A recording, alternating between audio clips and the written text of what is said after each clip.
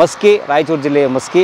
ನಾವು ಅಶೋಕನಿಗೆ ದೇವನಾಂಪ್ರಿಯ ಅಂತ ಕರಿತೀವಲ್ಲ, ಆ ದೇವನಾಂಪ್ರಿಯ ಹೆಸರು ನಿಜವಾಗಿಯೂ ಸಿಕ್ಕಿದ್ದು, ಆ ಶಾಸನ ಸಿಕ್ಕಿದ್ದು ಅದೇ ಬೆಟ್ಟಗಳಲ್ಲಿ ಸ್ನೇಹಿತರೆ, ಮಸ್ಕಿಯ ಬೆಟ್ಟಗಳಲ್ಲಿ. ಸಾಮ್ರಾಟ್ ಅಶೋಕನ ಕಾಲದಲ್ಲಿ ಸುಮಾರು 84,000ಕ್ಕೂ ಅಧಿಕ ಸ್ತೂಪಗಳನ್ನು ಅಶೋಕ ನಿರ್ಮಾಣ ಮಾಡ್ತಾನೆ. ಅವನು ನಿರ್ಮಿಸಿದಂಥ 84,000 ಸ್ತೂಪಗಳಲ್ಲಿ ನಮ್ಮ ಮಸ್ಕಿಯ ಸ್ತೂಪ ಕೂಡ ಒಂದು ಸರ್. 2300 ವರ್ಷಗಳ ಹಿಂದೆನೇ ನಿರ್ಮಾಣ ಆಗಿರ್ತಕ್ಕಂಥವು ಸರ್. ಅಂದರೆ ಬುದ್ಧನ ಕೂದಲು, ಉಗುರು, ಯಾವ್ದಾರ ಮೂಳೆಯ ಒಂದು ಭಾಗ ಸ್ವಲ್ಪ ಸಂಗ್ರಹಿಸಿ ತಂದು ಸ್ಥಾಪನೆ ಮಾಡಿರ್ತಕ್ಕಂಥ ಸ್ಥಳ. ಅಶೋಕನ ನೆಲೆವೀಡಾಗಿದ್ದಂತಹ ಈ ನಮ್ಮ ಮಸ್ಕಿ ಸಾಮ್ರಾಜ್ಯಕ್ಕೆ ಸ್ನೇಹಿತರೆ ಬನ್ನಿ ಹೋಗೋಣ.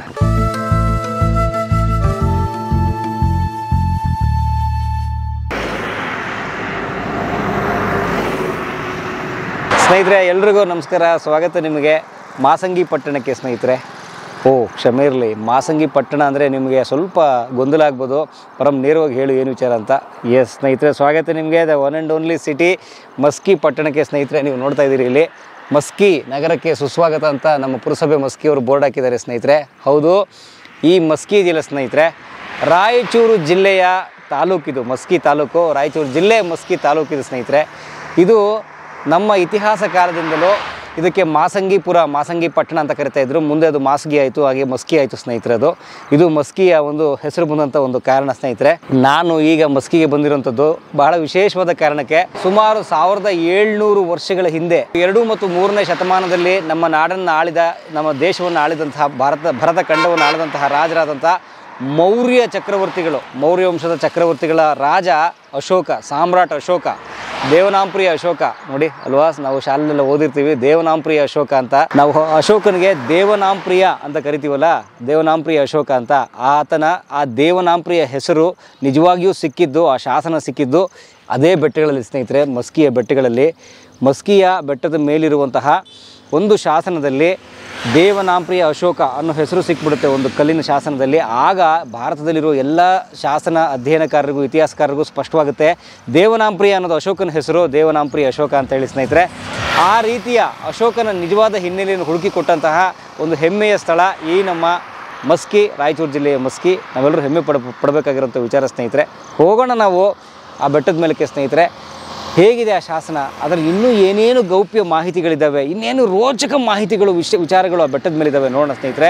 ಇತಿಹಾಸದ ಬಹಳ ದೊಡ್ಡ ಕೊಂಡಿಯನ್ನು ಹುಡುಕುವ ಈ ಪ್ರಯತ್ನಕ್ಕೆ ನಿಮ್ಮ ಬೆಂಬಲ, ಆಶೀರ್ವಾದ ಇರಲಿ ಅಂತ ಕೇಳ್ಕೊತಾ, ನಮ್ಮ ಜೊತೆಗೆ ಇತಿಹಾಸಕಾರರು ಕೂಡ ಬರ್ತಾರೆ. ಹೋಗೋಣವಾ? ಸ್ವಾಗತ ನಿಮಗೆ ಮತ್ತೊಮ್ಮೆ ಅಶೋಕನ ನೆಲೆವೀಡಾಗಿದ್ದಂತಹ ಈ ನಮ್ಮ ಮಸ್ಕಿ ಸಾಮ್ರಾಜ್ಯಕ್ಕೆ ಸ್ನೇಹಿತರೆ.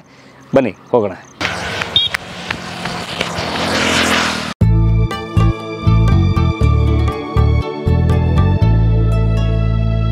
ಸ್ನೇಹಿತರೆ, ನಾವೀಗ ಬಂದ್ವಿ ಮಸ್ಕಿ ಪಟ್ಟಣದ ಒಳಗಡೆಗೆ ಸ್ನೇಹಿತರೆ. ನೀವು ನೋಡ್ತಾ ಇರೋಂಥದ್ದು ಮಸ್ಕಿಯ ವಿಶ್ವಪ್ರಸಿದ್ಧವಾದಂತಹ ಅಶೋಕ ವೃತ್ತ, ಅಶೋಕ ಸರ್ಕಲ್ಲು. ನೋಡಿ ಇಲ್ಲಿ ಅಶೋಕ ಸ್ತಂಭಗಳು ಸ್ನೇಹಿತರೆ, ಭಾರತದ ಹೆಮ್ಮೆಯ ಲಾಂಛನ ಅಶೋಕ ಸ್ತಂಭಗಳು. ನಾನು ನಿಮ್ಗೊಂದು ಲೊಕೇಶನ್ ಹೇಳ್ಬಿಡ್ತೀನಿ ಸ್ನೇಹಿತರೆ, ದಯವಿಟ್ಟು ಕೇಳಿಸ್ಕೋಬೇಕು. ಯಾಕಂದರೆ ಮುಂದೆ ಇದನ್ನು ನೋಡೋಕೆ ಬರೋರಿಗೆ ಯಾರಿಗಾರು ಉಪಯೋಗ ಆಗಲಿ ಅನ್ನೋ ಕಾರಣಕ್ಕೆ ನಾನು ಈ ಮಾಹಿತಿ ಹೇಳ್ತಾ ಇದ್ದೇನೆ. ಈ ಕಡೆ ನನ್ನ ಎಡಗಡೆಗಿಂದ ಬಂದರೆ ಸ್ನೇಹಿತರೆ ಲಿಂಗಸೂರು ಹಟ್ಟಿ ಗೋಲ್ಡ್ ಮೈನ್ಸ್ ಇದೆಯಲ್ಲ, ಲಿಂಗಸೂರು ಆ ಕಡೆಯಿಂದ ಬರುತ್ತೆ. ನಾರಾಯಣಪುರ ಡ್ಯಾಮು, ಲಿಂಗಸೂರು ಆ ಕಡೆಯಿಂದ ಬರೋದಾಯಿತು ಅಂದರೆ ಅಶೋಕ ಸರ್ಕಲ್ ಬಲಕ್ಕೆ ತೊಗೋಬೇಕು. ನೋಡಿ ಇಲ್ಲಿ ಬಲಕ್ಕೆ ತೊಗೋಬೇಕು. ವೆರಾಸ್ ನೀವು ಈ ಕಡೆ ಸಿಂಧನೂರು ಕಡೆಯಿಂದ, ರಾಯಚೂರು ಸಿಂಧನೂರು ಕಡೆಯಿಂದ ಬಂದರೆ ಸ್ನೇಹಿತರೆ, ಈ ಕಡೆಯಿಂದ ಬಂದು ನೋಡಿ ಎಡಗಡೆ ತೊಗೋಬೇಕು. ಎಡಗಡೆ ತೊಗೊಂಡು ಮುಂದೆ ಹೋಗ್ಬೇಕು ಸ್ನೇಹಿತರೆ. ಹಾಗಾಗಿ ಇದನ್ನ ನೆನಪಲ್ಲಿ ಇಟ್ಕೊಳ್ಳಿ, ಅಶೋಕ ಸರ್ಕಲ್ ನಿಮ್ಗೆ ಲ್ಯಾಂಡ್ ಮಾರ್ಕು. ಅಲ್ಲಿಂದ ಮುಂದೆ ಒಳಗಡೆ ಹೋಗಬೇಕು. ನಾವೀಗ ಹೋಗೋಣ. ಕರುನಾಡ ತಾಯಿ ಸದಾ ಚಿನ್ಮಯಿ ಸ್ನೇಹಿತರೆ, ಬಂತು. ನಾವೀಗ ಹೋಗ್ತಾ ಇದ್ದೀವಿ. ಇಲ್ಲಿಂದ ಬರೀ 2 ಕಿಲೋಮೀಟರ್ ದೂರದಲ್ಲಿ ನಮಗೆ ಸಿಕ್ಬಿಡುತ್ತೆ. ನಾವು ನೋಡಲು ಹೊರಟಿರುವಂಥ ಐತಿಹಾಸಿಕವಾದಂಥ ಸುಮಾರು 1800 ವರ್ಷಗಳ ಇತಿಹಾಸ ಪಡೆದಿರುವಂತಹ ಕಿಂಗ್ ಅಶೋಕ, ಸಾಮ್ರಾಟ್ ಅಶೋಕನ ಶಾಸನ ಸ್ನೇಹಿತರೆ. ನೋಡಿ ಇದೆಲ್ಲ ಸುತ್ತ ಬೆಟ್ಟಗಳು. ನೀವು ಮಸ್ಕಿ ಪಟ್ಟಣದಲ್ಲಿ ಬೆಟ್ಟಗಳು ಜಾಸ್ತಿ ನೋಡಿ, ನೀವು ಗಮನಿಸ್ಬೋದು. ಬೆಟ್ಟಗಳು ಎಷ್ಟೊಂದು ಇದಾವೆ ಇಲ್ಲಿ. ಇದರ ಗುಡ್ಡಗಾಡು ಪ್ರದೇಶ ಇದು ಮಸ್ಕಿ ಸ್ನೇಹಿತರೆ. ಇವರು ಮಲ್ಲಪ್ಪನವರು ಸ್ನೇಹಿತರೆ, MA ಇತಿಹಾಸದ ವಿದ್ಯಾರ್ಥಿಯವರು. ನಮ್ಮ ಚನ್ನಬಸಪ್ಪ ಸರ್ ಇದ್ರಲ್ಲ, ಡಾಕ್ಟರ್ ಚನ್ನಬಸಪ್ಪನವರ ವಿದ್ಯಾರ್ಥಿಯವರು. ಚನ್ನಬಸಪ್ಪನವ್ರಿಗೆ ನಾವು ಕರೆ ಮಾಡಿದ್ದಕ್ಕೆ ಅವರು ಇಲ್ಲ, ನಮ್ಮ ವಿದ್ಯಾರ್ಥಿ ತುಂಬ ಚೆನ್ನಾಗಿ ತಿಳ್ಕೊಂಡಿದ್ದಾರೆ, ಅವ್ರು ಕರ್ಕೊಂಡೋಗಿ ಅಂತ ಹೇಳಿದ್ರು ಸ್ನೇಹಿತರೆ. ಸರ್, ನನ್ನ ಹೆಸರು ಮಲ್ಲಪ್ಪ ಅಂತೇಳಿ, ಇಲ್ಲೇ ಸ್ಥಳೀಯ ಇತಿಹಾಸ ವಿದ್ಯಾರ್ಥಿ. ನಾನು ಡಾಕ್ಟರ್ ಚನ್ನಬಸಪ್ಪ ಸರ್ ಅವರ ಶಿಷ್ಯ. ನಾವು MA ಹಿಸ್ಟ್ರಿ ಸರ್, ಇದೇ ಕಾಲೇಜ್ ಸರ್. ಏನು ಕಾಲೇಜ್ ಇದು?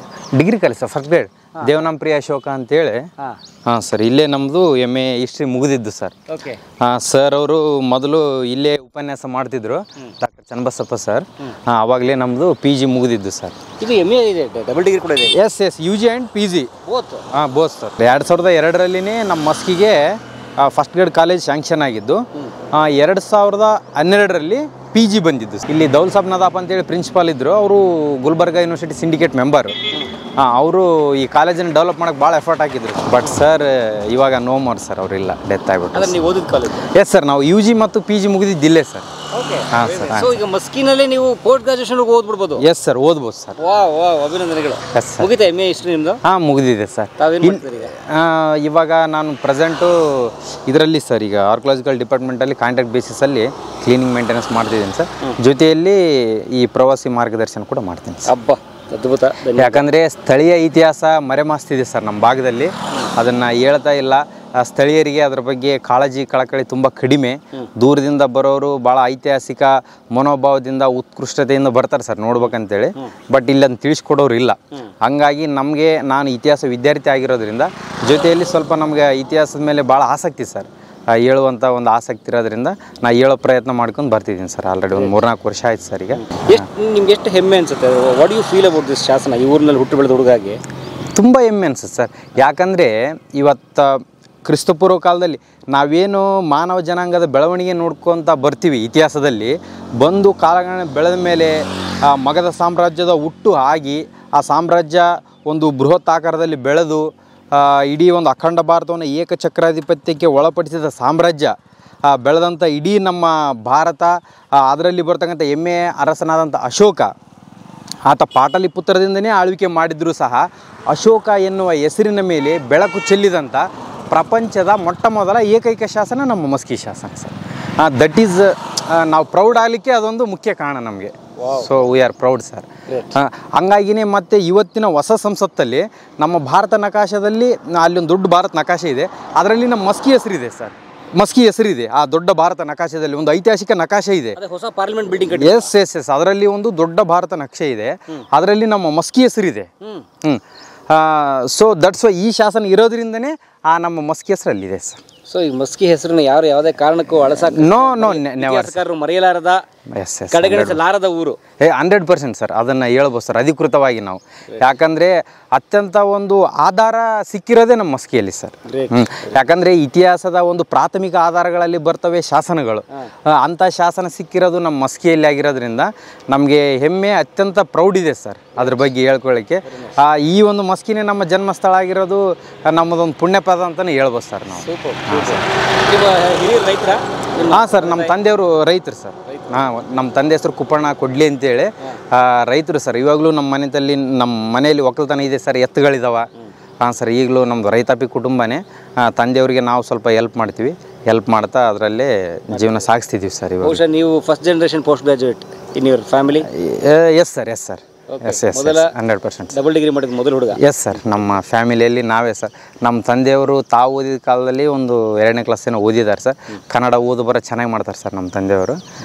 ಬಟ್ ಒಳ್ಳೆ ರೈತ ಸರ್, ಫೇಮಸ್. ಯಾಕಂದರೆ ಈ ಅಜ್ವಾನ ಅಂತ ಬರುತ್ತಲ್ಲ ಸರ್, ಅಜ್ವಾನ. ಅಜ್ವಾನ ನಮ್ಮ ಭಾಗದಲ್ಲಿ ಯಾರು ಬೆಳಿತಿರಲಿಲ್ಲ ಸರ್. ಹಾವೇರಿ, ಗದಗ ಹಾವೇರಿ ಆ ಭಾಗದಿಂದ ಬಿತ್ತನೆ ಬೀಜ ತಂದು ನಮ್ಮ ಭಾಗದಲ್ಲಿ ಒಂದು ಅಜ್ವಾನದ ಕೃಷಿ ಕ್ರಾಂತಿಯನ್ನೇ ಮಾಡಿದ್ರು ಸರ್ ನಮ್ಮ ತಂದೆಯವರು. ಹೊಸ ಬೆಳೆ ಮಾಡಿ ಅದನ್ನೆಲ್ಲ ರೈತರು ಬೆಳೆದು ತುಂಬ ಲಾಭ ಕೂಡ ತೊಗೊಂಡ್ರು ಸರ್. ಯಾಕಂದರೆ ಅದಕ್ಕೆ ನಮ್ಮಲ್ಲಿ ಮಾರ್ಕೆಟೇ ಇಲ್ಲ ಸರ್. ನಮ್ಮ ಮಸ್ಕಿಯಲ್ಲಿ ನಾವು ಆಂಧ್ರದ ಕರ್ನೂಲಿಗೆ ಹೋಗಿ ಮಾರ್ತೀವಿ ಸರ್ ಅದನ್ನು. ಈಗಲೂ ಇದೆ ಅಜ್ವಾನ? ಇವಾಗಲೂ ಇದೆ ಸರ್, ಇವಾಗ ಕಡಿಮೆ ಆಗಿದೆ. ಯಾಕಂದರೆ ಕ್ಲೈಮೇಟ್ ಒಂದು ಡಿಫೆಕ್ಟಿಂದ ಅದು ತಾಲಾಗಿ ಕಡಿಮೆ ಆಯಿತು ಸರ್, ಅದನ್ನು ಬಿಟ್ಟಿದ್ದೀವಿ. ಇವಾಗ ತೊಗರಿ ಜಾಸ್ತಿ ಬೆಳಿತೀವಿ ಸರ್ ಇಲ್ಲಿ. ಈಗ ಎಲ್ಲಿ ಹೋಗೋಣ ನಾವು ಅಶೋಕನ ಶಾಸನ ನೋಡೋದು ಸರ್? ಅಶೋಕನ ಶಾಸನ ಮುಂದ್ಗಡೆ ಇಲ್ಲಿಂದ 1/2 ಕಿಲೋಮೀಟರ್ ಹೋದರೆ ಅಶೋಕನ ಶಾಸನನೇ ಇದೆ. ಅದಕ್ಕೂ ಮುಂಚೆ ನೀವು ಇನ್ನೊಂದು ಶಾಸನ ಇದೆ, ಅದನ್ನು ನೋಡ್ತಿದ್ರೆ ತೋರಿಸ್ತೀವಿ ಸರ್. ನಮ್ಮ ಡಾಕ್ಟರ್ ಚನ್ನಬಸಪ್ಪ ಸರ್, ನಮ್ಮ ಸರ್ ಏನಿದ್ದಾರೆ, ಅವರೇ ಖುದ್ದು ಸಂಶೋಧನೆ ಮಾಡಿದಂಥ, ಹೊರತಂದಂಥ, ಅದು ಮೊದಲು ಅಪ್ರಕಟಿತ ಶಾಸನವಾಗಿತ್ತು. ಅವರು ಖುದ್ದು 2012ರಲ್ಲಿ ಸಂಶೋಧಿಸಿದಂಥ ಶಾಸನ ಇದೆ ಸರ್. ಆ ಶಾಸನ ಬೇಕಿದ್ರೆ ನೋಡೋಣ ಸರ್. ಯಾಕಂದರೆ ಅದು ಅಮೂಲ್ಯ ಶಾಸನ, ಅತ್ಯಮೂಲ್ಯ. ಅದ್ರ ಏನು ವಿಶೇಷತೆ ಐತೆ ಅಂದರೆ ಅದೊಂದು ಚೋಳ ಶಾಸನ ಸರ್. ನಮ್ಮ ಇಡೀ ಭಾಗದಲ್ಲಿ ಏನು ತುಂಗಭದ್ರಾ ನದಿಯಿಂದ ಉತ್ತರ ಭಾಗಕ್ಕೆ ಒಂದೇ ಒಂದು ಚೋಳ ಶಾಸನಗಳಿಲ್ಲ, ತಮಿಳು ಶಾಸನಗಳಿಲ್ಲ. ಬಟ್ ಇಲ್ಲಿ ನಾವು ಆ ಶಾಸನವನ್ನು ನೋಡ್ಬೋದು ಸರ್. ನೋಡೋಣ ಬನ್ನಿ ಹಾಗಾದ್ರೆ. ಹಾಂ ಸರ್, ಬನ್ನಿ ಸರ್. ಅಂದರೆ ಈಗ ಇದು ತಾವು MA ಮುಗಿಸಿದ್ರಲ್ಲ, ಎಷ್ಟು ಫೀಸಲ್ಲಿ ಮುಗೀತು? ಎಷ್ಟು ಫೀಸು ಸರ್? ಅವಾಗ ಒಂದು 4200 ಇತ್ತು ಸರ್ ಇಯರ್ಲಿ. ಸರ್ ಆಮೇಲೆ ಸ್ಕಾಲರ್ಶಿಪ್ ಅದೆಲ್ಲ ಬರ್ತಿತ್ತು. ನಾವು OBC ಬರೋದ್ರಿಂದ ಇದು ವಿದ್ಯಾಸಿರಿ ಅಂತ ಸ್ಕಾಲರ್ಶಿಪ್ ಕೂಡ ಬಂತು. ಅದು ಆ್ಯಕ್ಚುಲಿ ರೀಫಂಡ್ ಆಗಿಬಿಡುತ್ತೆ ಸರ್ ನಮಗೆ. PG ಓದೋದೇನು ಫೀಸ್ ಹೊರೆ ಆಗಲ್ಲ ವಿದ್ಯಾರ್ಥಿಗಳಿಗೆ. ಅಂದರೆ ಬಹುತೇಕ ಉಚಿತ, ಆಲ್ಮೋಸ್ಟ್ ಉಚಿತವಾಗಿ ಪಡೆದಂಗೆ ಆಗುತ್ತೆ ಸರ್ ಶಿಕ್ಷಣ ನಾವು. Quality education. Yes 100% sir. ಕ್ವಾಲಿಟಿಯಲ್ಲಿ ಏನು ಕಮಿಟ್ಮೆಂಟ್ ಇಲ್ಲ. ಯಾಕಂದರೆ ಅಪಾಯಿಂಟೆಡ್ ಫ್ಯಾಕಲ್ಟೀಸೇ ಇದ್ದಾರೆ ಸರ್. ಜೊತೆಯಲ್ಲಿ ಇವಾಗ ಗೆಸ್ಟ್ ಫ್ಯಾಕಲ್ಟೀಸ್ ಕೂಡ ತುಂಬ ಎಫರ್ಟ್ ಹಾಕಿ ಪಾಠ ಮಾಡೋರು ಇದ್ದಾರೆ ಸರ್. Very nice.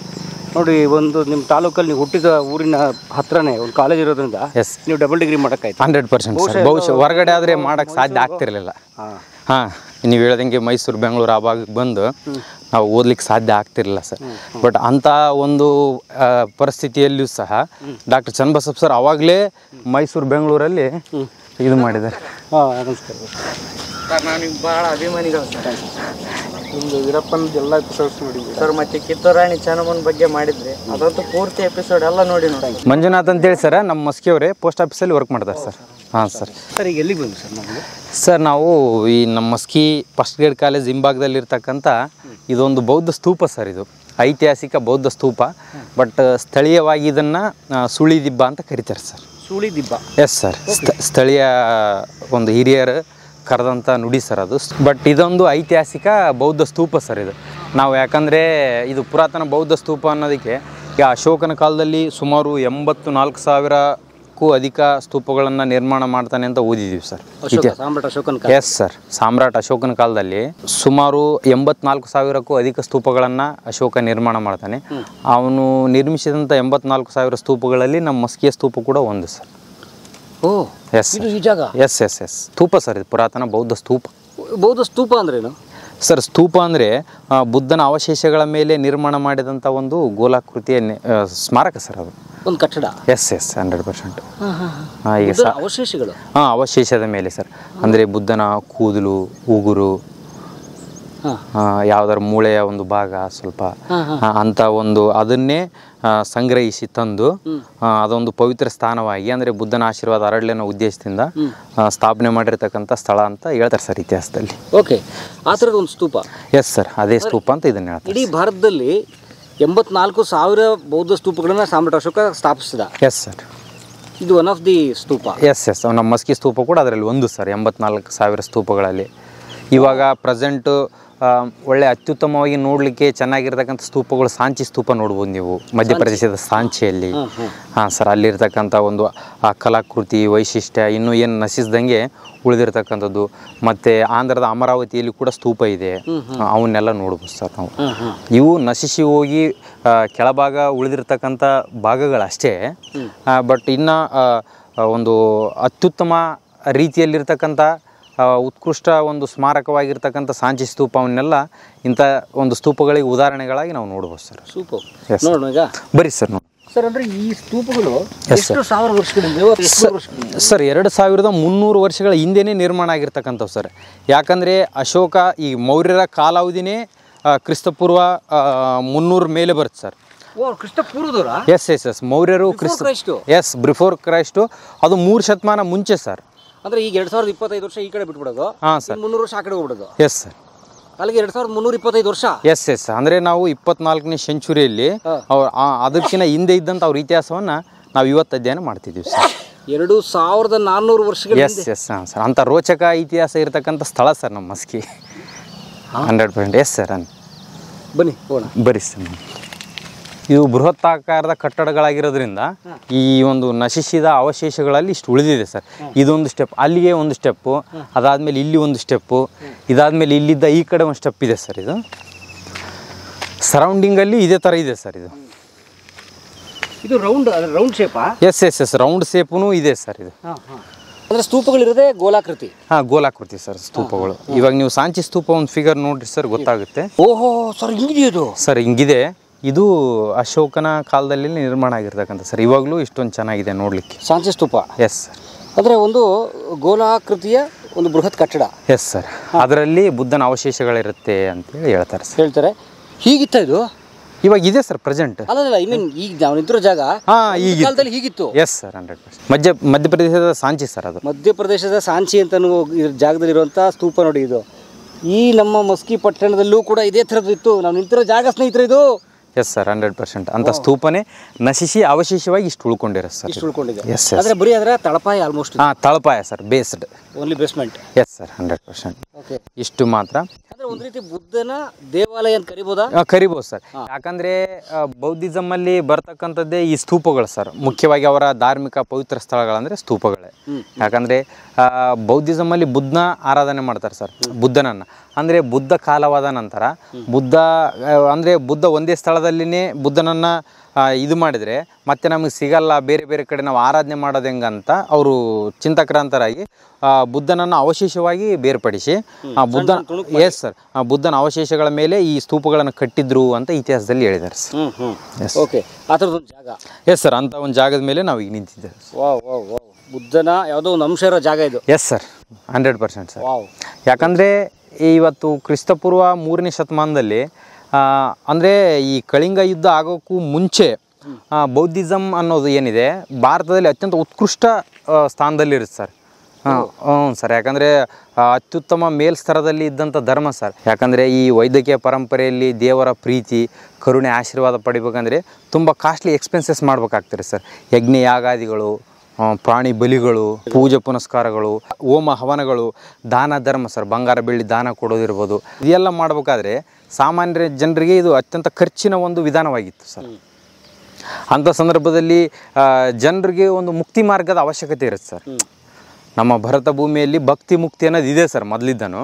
ಹಂಗಾಗಿನೇ ಜನ ಆ ಭಕ್ತಿ ಮಾರ್ಗವನ್ನು ಹುಡುಕೋ ಕಡೆ ತವಕರಾಗಿದ್ದಾಗ ಹುಟ್ಟಿ ಬಂದವನೇ ಬುದ್ಧ ಸರ್. ಜನರನ್ನ ಆ ಒಂದು ನಡೆಯಲ್ಲಿ ಕರ್ಕೊಂಡು ಹೋಗ್ತಾ ಹೋಗ್ತಾ ಹೋಗ್ತಾ ಹೋಗ್ತಾ ಬುದ್ಧ ಇಡೀ ಭಾರತವನ್ನು ಬೌದ್ಧಮಯ ಮಾಡಿರ್ತಾನೆ ಸರ್ ಅವಾಗ. ಅಂಥ ಸಂದರ್ಭದಲ್ಲಿನೇ ಅಶೋಕನೂ ಕೂಡ ಕಳಿಂಗ ಯುದ್ಧ ಆದಮೇಲೆ ಅಲ್ಲಿ ಶಾಸನದ ಹತ್ರ ಹೇಳ್ತೀನಿ ಸರ್ ಇನ್ನೂ ಅದು ಎಕ್ಸ್ಟ್ರಾ. ಅಶೋಕ ಈ ಧರ್ಮವನ್ನು ಸ್ವೀಕಾರ ಮಾಡಿ ಅದಕ್ಕೋಸ್ಕರ ಆತ ಮಾಡಿದಂಥ ಕಾರ್ಯಗಳು, ಯಾಕಂದರೆ ಅವನು ಮಾಡಿರೋದು ಒಂದು ಯುದ್ಧ ಅಷ್ಟೇ, ಮುಗಿದಾದ್ಮೇಲೆ ಧಾರ್ಮಿಕ ಕಾರ್ಯಗಳನ್ನು ಧರ್ಮ ವಿಜಯವನ್ನು ಅತ್ಯಂತ ಒಂದು ಉತ್ಕೃಷ್ಟ ಅತ್ಯುತ್ತಮ ಒಂದು ಉನ್ನತ ಮಟ್ಟದಲ್ಲಿ ಮಾಡ್ತಾನೆ ಸರ್. ಅದನ್ನು ಬರ್ತದೆ. ಎಸ್ ಸರ್, ಅದನ್ನು ಮುಂದೆ ಆ ಶಾಸನದ ಹತ್ರ ಹೇಳ್ತೀನಿ ಸರ್. ಇಲ್ಲೊಂದು ಚೋಳ ಶಾಸನ ಇದೆ, ಆ ಶಾಸನ ಕೂಡ ತೋರಿಸ್ತೀನಿ ಬರ್ರಿ. ಬನ್ನಿ ಸ್ನೇಹಿತರೆ, ನೀವು ಸ್ತೂಪ ನೋಡಿದ್ರೆ ಎಸ್ ಸರ್ ಅಶೋಕನ ಕಾಲದ ಬುದ್ಧನ ಸ್ತೂಪ ಇದು. ಬುದ್ಧನ ಅವಶೇಷ, ಬುದ್ಧನ ಒಂದು ಅಂಶ, ಬುದ್ಧನ ಒಂದು ದೇಹದ ಒಂದು ಭಾಗ, ಒಂದು ಪಾರ್ಟಿಕಲ್ ಇರುವಂಥ ಜಾಗ ಇದು. ಈಗ ನಾವು ಶಾಸನ ಕೂಡ ನೋಡೋಣ ಸರ್.